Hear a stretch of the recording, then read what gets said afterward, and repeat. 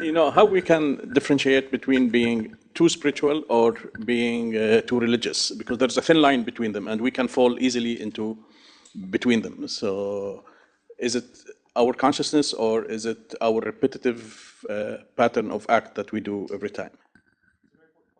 And can you hear me?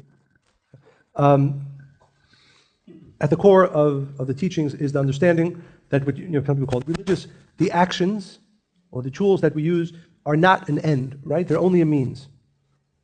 And the question we have to ask ourselves all the time, forget about so much yes, you have to use the tools, but don't ask yourself, am I using the tools, but is it bringing me to the end?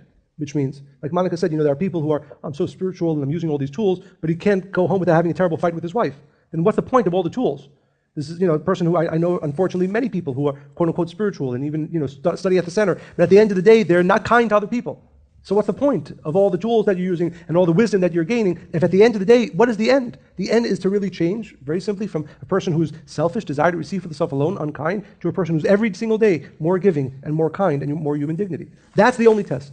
So, we say the negative side always tries to find a way in. And religiosity, whether even when it began with a spiritual study, is also a great way. The negative side would love for a person to use all the tools all day and all night and study and not change a bit. So how do you not get stuck there? By asking the right question. Not am I using the tools more, am I studying more? Can I say about myself that today, more than 6 months ago, I'm giving more, I'm less selfish, I argue less, I get angry less, all of those aspects of real change? Or no, am I simply doing this, but using the means, but not bringing me to the end? That, if we're always asking ourselves that question, am I a kinder person, am I a more giving person, a less selfish person, a less angry person, a less fearful person, a more certain person? Then we're focusing most probably in the right tools, in the right study. If that end is not being accomplished, then there's something wrong. And don't tell yourself, oh, but I'm doing all these things, I'm okay. You're not okay if you're not truly, completely, to the degree that you can change it. I'll share with you a story. And some of you might or might not know, there was a student in, people can hear me? There was a student in the Miami Center. He passed away a few months ago. He was really an amazing person. His name was Zev. And he shared with me a story that he had with the Rav. And he was very close with the Rav. And he had this issue where he saw people who are, who are students at the center and are, quote unquote, let's call them, taking the religious side, but not really changing, not becoming more kind. And he told me the story that when he first started talking to the Rav about, what should I do, what should I focus on, and he was a relatively new student.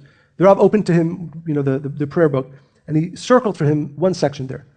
And there's a meditation from the Ari, from the Kabbalistic Revised Gloria, and it says that before a person does anything, certainly before he or she prays, before we do anything that we want to reveal light, it should say, he says the words, Ani mekabel al atzmi, I take upon myself the commandment to love every other person like myself. And the Rav said to him, forget about anything else, focus on this every day, all day. And this is really, that's the answer. Is this working? How do you know?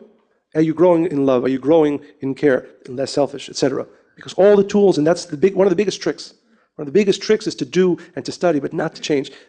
Rav Ashlag, and it's a scary statistic, but Rav Ashlag says, out of 1,000 people who begin the spiritual journey, only 1 in 1,000 complete it.